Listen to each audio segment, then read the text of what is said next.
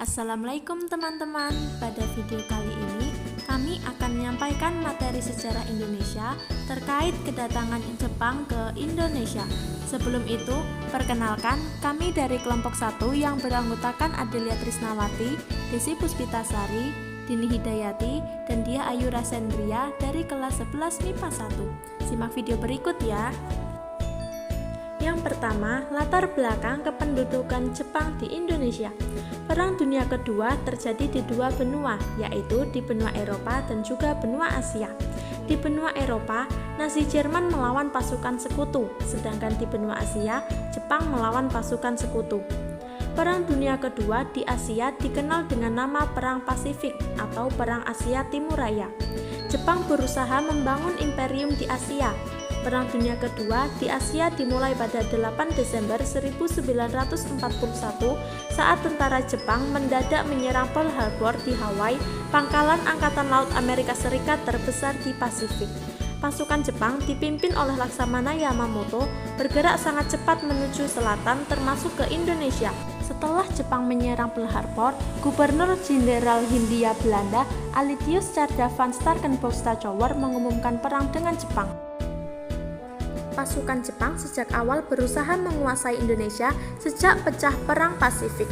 Alasannya yaitu Angkatan Perang Jepang membutuhkan minyak bumi dan bahan mentah lainnya dalam rangka memenuhi kebutuhan angkatan perangnya. Pada 10 Januari 1942, sebanyak 20.000 tentara Jepang telah mendarat di Tarakan, Kalimantan Timur. Kemudian disusul dengan penguasaan daerah Balikpapan, Pontianak, dan Banjarmasin. Daerah-daerah pertambangan minyak di Kalimantan dengan mudah dikuasai oleh Jepang. Tentara Jepang bergerak ke Sumatera dan menduduki Palembang pada 14 Februari 1942. Tentara Jepang menjalankan siasat perang kilat untuk mewujudkan Imperium Asia Timur Raya.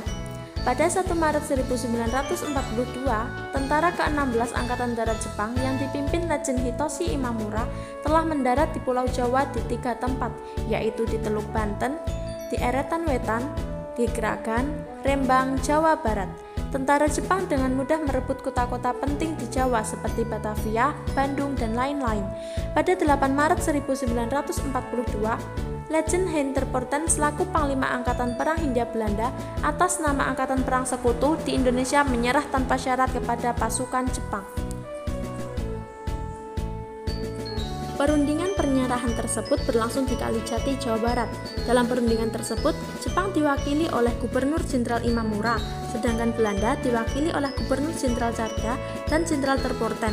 Pada 8 Maret 1942, dimulailah zaman pendudukan Jepang di Indonesia. Yang kedua, alasan pendudukan Jepang di Indonesia. Kedatangan tentara Jepang yang mengusir imperialis Belanda bertujuan bukan untuk membebaskan rakyat Indonesia, tetapi memiliki maksud tertentu.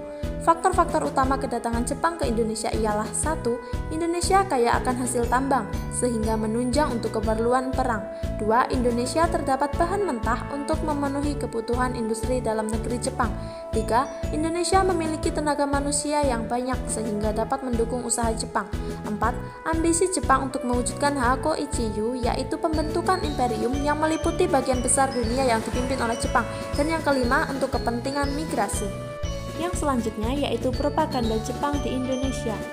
Untuk meyakinkan rakyat Indonesia, Jepang menegaskan sebagai saudara tua, sehingga Jepang dan Indonesia sama. Jepang dianggap sebagai saudara tua yang dipandang dapat membebaskan bangsa Indonesia dari kekuasaan Belanda. Tentara Jepang mempropagandakan kedatangannya ke Indonesia untuk membebaskan rakyat dari penjajahan bangsa Barat. Jepang juga akan memajukan rakyat Indonesia. Jepang terus melakukan propaganda untuk menggerakkan dukungan rakyat Indonesia. Di antaranya yaitu, Radio Tokyo memperdengarkan lagu Indonesia Raya. Bendera merah putih juga boleh dikibarkan berdampingan dengan bendera Jepang atau Hinomaru. Adanya slogan 3A, Nippon Cahaya Asia, Nippon Pelindung Asia, dan Nippon Pemimpin Asia. Penduduk pribumi diangkat sebagai pegawai administrasi pemerintahan. Tokoh-tokoh nasional seperti Soekarno, Hatta, dan Syahrir yang sebelumnya diasingkan Belanda dibebaskan oleh Jepang. Tak hanya itu, penggunaan bahasa Indonesia dalam urusan formal dan juga non-formal, serta pelarangan penggunaan bahasa Belanda. Bahkan terdapat pula kepercayaan masyarakat Jawa terhadap ramalan Raja Jayabaya. Selanjutnya yaitu Gerakan 3A. Gerakan 3A bertujuan untuk memobilisasi rakyat Indonesia agar mendukung Jepang dalam menghadapi sekutu. Gerakan 3A berdiri pada 29 April 1942 dan dipelopori oleh Shinaizu dan diketuai oleh Mr. Syamsuddin dari Indonesia. Namun Gerakan 3A hanya bertahan sebentar karena dianggap gagal dalam menggerakkan rakyat Indonesia untuk mendukung Jepang dalam menghadapi sekutu. Yang selanjutnya yaitu mengenai ramalan Jayabaya tentang Jepang. Bunyi ramalan Jayabaya itu sendiri yaitu sebagai berikut. Pulau Jawa kelak akan diperintah oleh bangsa kulit putih yaitu Belanda. Kemudian dari arah utara akan datang bangsa Katai kulit kuning bermata sipit. Pemerintahan dari bangsa kulit kuning tidak lama, hanya seumur jagung, dan sesudah itu Jawa akan merdeka. Sekian materi dari kami. Wassalamualaikum warahmatullahi wabarakatuh.